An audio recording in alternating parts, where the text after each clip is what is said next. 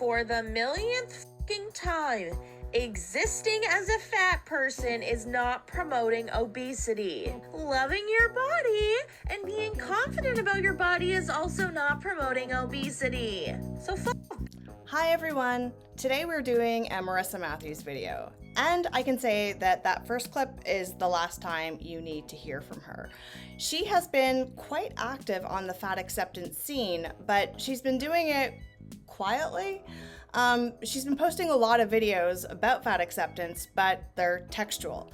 So for you today, we're going to dissect a lot of Marissa Mathews' fat acceptance steps and pointers through her videos. And I have robo-voiced them for you, so you don't have to hear her, but you do have to look at her. So here we go. Learning to accept yourself is a process, not a destination. But here are a couple of powerful steps to start that journey. 1. Challenge the critical voice. Start noticing the way you talk to yourself. Is it harsh? Would you say those things to a friend? Begin replacing self-criticism with kind, more compassionate language, especially during difficult moments. 2. Unlearn external standards. So much of self-rejection comes from trying to meet impossible expectations. Whether it's body size, success, relationships, or how you should be. Start questioning who set those rules and whether they actually serve you. Well, that does sound really nice. And you know what? I agree with some of it. I mean, I struggle with my inner critic, and I think that most people do. I think that we're all harder on ourselves than we would be to other people. But my problem with this type of advocacy is that it turns compassion into complacency. Because you can be compassionate with yourself and give yourself grace for the not so good decisions that you might have made in the past. But you can also look at those decisions and course correct and try to do better in the future. If a child hits another child because they're angry, you don't want to tell that child that they are bad, but you do need to explain to them that the action that they did was not good, and that it's okay to have those anger feelings, but it's not okay to use those feelings as justification to hit someone. We can have grace with ourselves for the feelings that we have experienced, and also forgive ourselves for some of the actions that we've taken. But fat acceptance takes it a step too far, where they brainwash you into thinking that all of those actions that you took that you regret were actually good things and you should be proud of them. So that would be like telling that kid that hit the other one that it's okay that you were angry and it's okay that you chose to express your anger by hitting someone. And that's not the right message at all. For those of you who've been watching my channel for a while, you know that I went through something. I broke my ankle. I gained a lot of weight. I put on 40 pounds in about 6 months. And how did I do it? By sitting on my butt and eating candy. I am trying to give myself compassion for the situation that I was in. I had a broken foot. I couldn't dance. I couldn't move. I couldn't do the things that I wanted to do. And I turned to Maynard's. But that is where my compassion ends for the situation, for what I was in and what I did. I'm not going to continue sitting on my butt and eating candy, though, because although I can forgive myself for making bad decisions when I was hurt, it's not an excuse to continue down that path. I believe in self-forgiveness for past mistakes, but not self-acceptance in terms of I'm going to continue to repeat these mistakes just because that's who I am. The second point that Marissa made about comparing yourself to unrealistic standards, I do agree with. We should not be comparing ourselves with social media, for example, because Instagram isn't real anyways. Nobody looks that good. But I have a problem with removing standards altogether. We should all have personal standards. I'm never gonna look like J-Lo, but I can look like the best version of me possible. And when I do compare myself, well, I compare myself to myself. My goal is to get my 125-pound body back. And I know I can do it because I've done it before, and that is what I used to look like. So what's wrong with having a goal of me wanting to look like how I know me can look? I'm not striving to look like any celebrities, but I do have a standard for myself. And I think that with fat acceptance, they say, well, I'm never going to look that good, so I might as well not try at all. And that's just letting yourself down. I think standards are a good thing. Personal standards for yourself are a good thing. So that's what Marissa has to say about self-acceptance. Now we're going to get into her 5 steps of fat liberation. So here's step 1. So what is fat liberation exactly? Let me tell you in 5 easy steps. 1. Start with the truth. Fatness is not a problem to fix. Fat liberation rejects the idea that fat bodies are mistakes. It's about respecting all body sizes without trying to shrink them. But obesity is a problem that needs to be fixed. It is an epidemic. Right now, about 42% of Americans are considered obese. And I think that Canada is approaching 30%. So that's a big percentage of the population that is obese. And we know with scientific facts that obesity is bad for your health. So it is a problem that needs to be fixed. Now, I'm going to say something that's probably going to upset some people. But for me, respect is earned, not given. It's earned. And I'm not going to respect you just because you exist. Now, fair, civil, courteous, and even friendly treatment? Yeah, I get behind that. No one should be rude to you for no reason. No one should be aggressive towards you. No one should be treating you differently just because you're overweight. But respect? That's a different thing. Respect is acquired through actions, integrity, and choices. And if you are willingly self-harming, I don't respect your lifestyle. There's other aspects of your life that I could respect, but if you are obese and not trying to better yourself and not trying to lose weight, I don't respect that.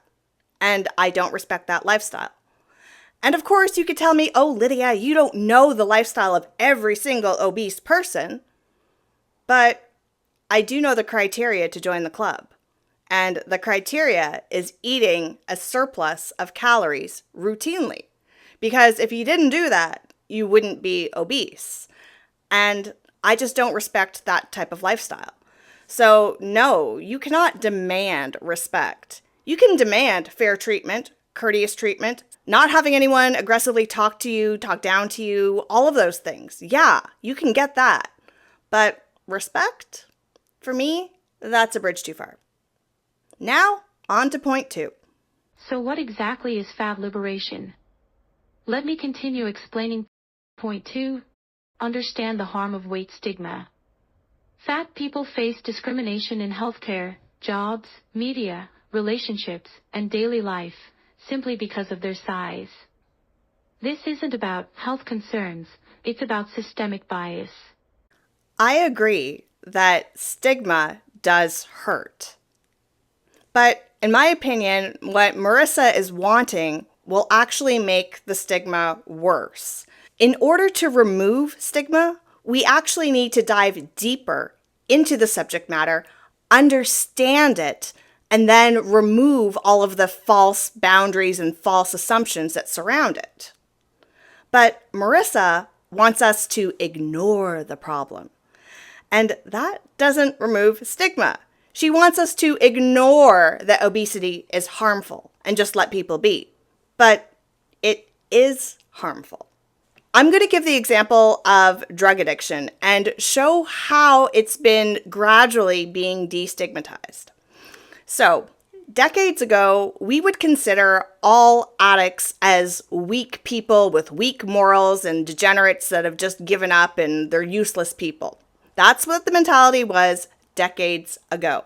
But with scientific research, we have found that a very, very large percentage of addicts have experienced some sort of trauma in their lives that has messed up the chemicals in their brain.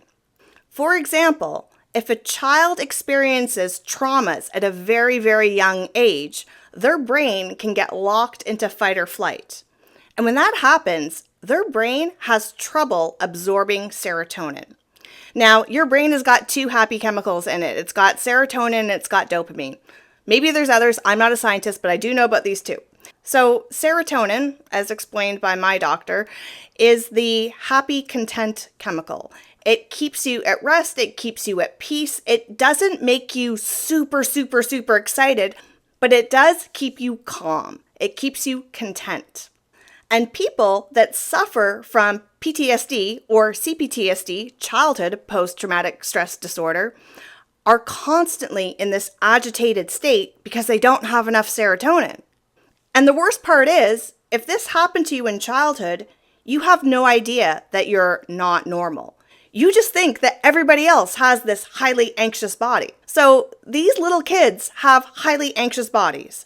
And then they go into adulthood, and then they encounter more problems, and the anxiety keeps mounting, and they don't have the serotonin to calm themselves like a normal person. Then they discover a drug or alcohol, and all of a sudden, that constant stress is gone, and they like it. So then they repeat using the substance and develop a problem. But the problem never would have happened if the traumas didn't happen. Because if they never got locked into fight or flight, they would have been able to absorb serotonin. And if they were able to absorb serotonin, the drugs and alcohol would not have been as alluring to them because it wouldn't have had the same effect. Very, very often, people that are dopamine chasers, it could be gambling, it could be sex, it could be drugs, it could be alcohol, it could be social media. But very often, people that are dopamine chasers, needing that hit of dopamine, is because they don't have serotonin and they're trying to compensate. So this little left turn I took was just to describe how we can destigmatize something by diving deeper into it. Now that we know more about addiction, people could have more compassion for people that become addicts because we know why. Destigmatizing obesity means diving into the reasons why people overeat and having compassion for them and then trying to correct it. The compassion that we have for addicts does not mean, oh, we understand, so please continue using. No, it's okay. Now that we understand why, let's try to help you. Let's try to medicate you. Let's try to get you into therapy. Let's try to course correct now that we know what's wrong. In order to destigmatize obesity, we need more people talking about overeating and why they overeat and what drives them to overeat and attack that. That is how we destigmatize obesity. We don't just say, oh, obesity is fine, and then the stigma is gone. No, that's not how it works. So let's get to point 3. So what is fat liberation exactly? Let me continue explaining so you understand. 3. Separate health from worth. You can't look at someone and know their health. And even if a person is unhealthy, they still deserve dignity, access, and respect. What is a person's worth? This is always a fat acceptance talking point, that your weight doesn't determine your worth. Fine, your weight or your health does not determine your worth. But your values, your priorities, and your actions, those determine your worth. And if you don't value and prioritize your health, your eating habits, and your body weight, well, to me, that affects your worth. If you're obese and you're trying to lose weight, I have a lot of respect for that. I know it's hard, but it shows a growth mentality. It shows that you want to change. Health is an outcome. It's an outcome of someone putting effort into their life, effort into their lifestyle to become healthy. So when people are judging your worth They're not judging your body size. They're judging how you choose to live and what you did to get to that body size. And remember, there's no way to get there without eating a surplus of calories. So even if you're so-called doing everything else right, you are still eating a surplus of calories. And a lot of people don't respect that, including me. So what exactly is fat liberation? Let me continue explaining to help you understand. For a shift focus from weight to justice. Fat liberation connects to broader social justice. Racism, ableism, classism, and sexism all intersect with fat phobia. Fighting for fat liberation means fighting for everyone's right to exist safely in their body. Gosh, I hate this argument. Equating fat phobia with protected groups that are protected groups because of immutable characteristics or false social constructs. Like, it is not the same. People don't die from being black or gay, okay? People do die from being obese, though. So we cannot say that the two things are the same. There is nothing dangerous about normalizing a multiracial society. There is nothing dangerous by allowing gay marriage. But there is a danger in normalizing obesity. We already know that there are several health concerns. People are dying very young. Our healthcare systems are getting overloaded. Obesity is a problem. And by removing the so-called stigma that Marissa wants us to, it will actually make obese people think that they're perfectly healthy and don't need the medical attention that they do. There is a problem with being obese. It does hurt your health. And I think it's a much more accurate comparison to compare obesity to smokers and not to these protected groups. Because smokers have had to endure the same sorts of criticisms and discrimination as obese people. In the job market, people don't want to hire a smoker because they take too many breaks and there's a potential increased cost in healthcare. But over the past few decades, there's been a societal pressure to diminish smoking, and it's been working. I would much rather that society treated eating junk food like obesity. And in Mexico and in other countries that I visited, they label their junk food with, "This is high in calories, this is bad for you." I want to do that here because the controversial packaging on cigarettes seem to work. Why can't we do the same thing with food? I agree that we need to have compassion around the subject. But in order to truly be free of whatever stigma is attached to obesity, we need to dive into it, talk about why people overeat, and be compassionate while helping them not overeat. Ignoring the problem and saying obesity is the same as racism and fighting for fat phobia is fighting for gay equality is garbage. And I don't think it's a good political statement to support a group that's promoting self-harm. Because that's what it is. Fat acceptance is self-harm. All right, on to the last point. Last but not least, this is what fat liberation is about in 5 easy steps. Point 5. It's about freedom, not dieting. Instead of spending a lifetime trying to change our bodies, fat liberation asks, what if we spent that energy living fully? Eating, dressing, moving, loving, without shame. And my question to that is, how free are you now? Because fat liberation talks a lot about having freedom. Freedom from dieting, free to wear what you want, free to do what you want, free to date who you want. But I'm sorry, that's just not how the world exists. The more weight you gain, the less mobility you will have. So how free is that? And we already know that the dating pool shrinks when you're fat. So how free do you feel there? We also know that clothing is harder to find when you're fat, apparently. At least that's what all the TikToks say. So how free are you in your wardrobe? And lastly, that mental freedom that they all claim to have now that they've embraced fat acceptance. If you were so free from all of those thoughts, why is that all that's on your TikToks? why is that all that you speak of? Because to me, it seems like you're even more obsessed with diet culture being in fat acceptance than if you just tried to live a healthy, balanced lifestyle. When Marissa's dancing around saying she's free and fat, all I can think of is those people on My 600-Pound Life. And how free is that? Because if you talk to any one of them, they will tell you that they are not free. They need help doing everything. And fatness was the cause of it. So I don't think it's fair to preach that fat liberation is fat freedom, because really, that fat freedom is going to turn into fat immobility. So let's go through the highlights of what Marissa said.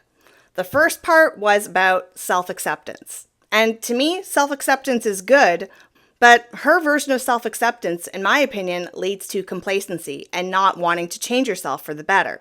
So yes, accept yourself as you are, but don't let that stop you from wanting to grow and change and be a better version of yourself. She also talked about unlearning beauty standards. And I agree that we should not be comparing ourselves against Instagram models. And remember, they're Instagram models and not real models because they don't look that way in real life.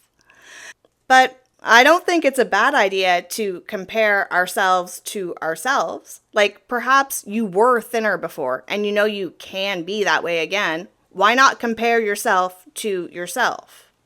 And just because there's always going to be someone out there that's better, prettier, thinner than you, it doesn't mean that you can't work on what you have and try to improve yourself. So the unlearning of societal standards, I kind of agree with, but that doesn't mean to throw all standards into the garbage. She also wanted to remind us that fatness isn't a problem that needs to be fixed. And I want to remind you that it is a problem that needs to be fixed because 42% of Americans are obese and people are dying. Enough said. Then she talked about stigma. And my opinion on how to remove stigma is very, very different than what hers is.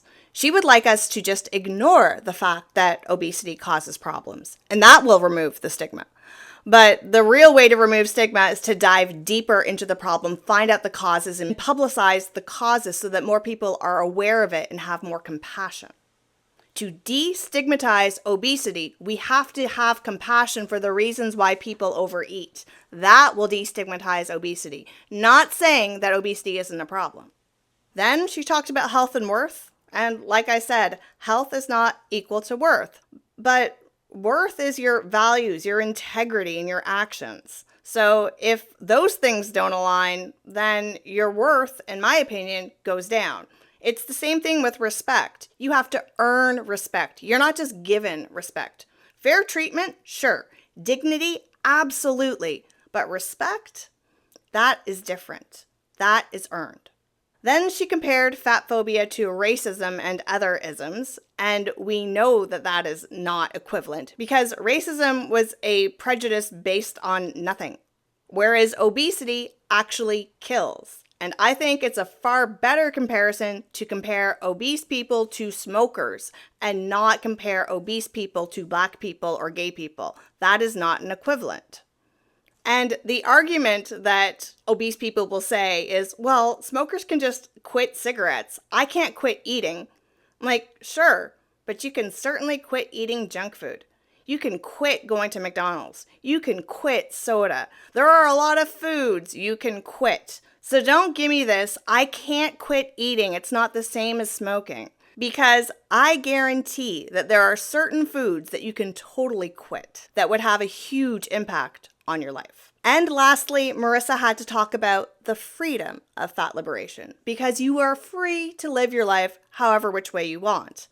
And I'm going to draw attention to the more weight you have, the less mobility you have, the less freedom you have, the less spaces you'll fit, the less clothes you'll have to wear, the less people that will date you.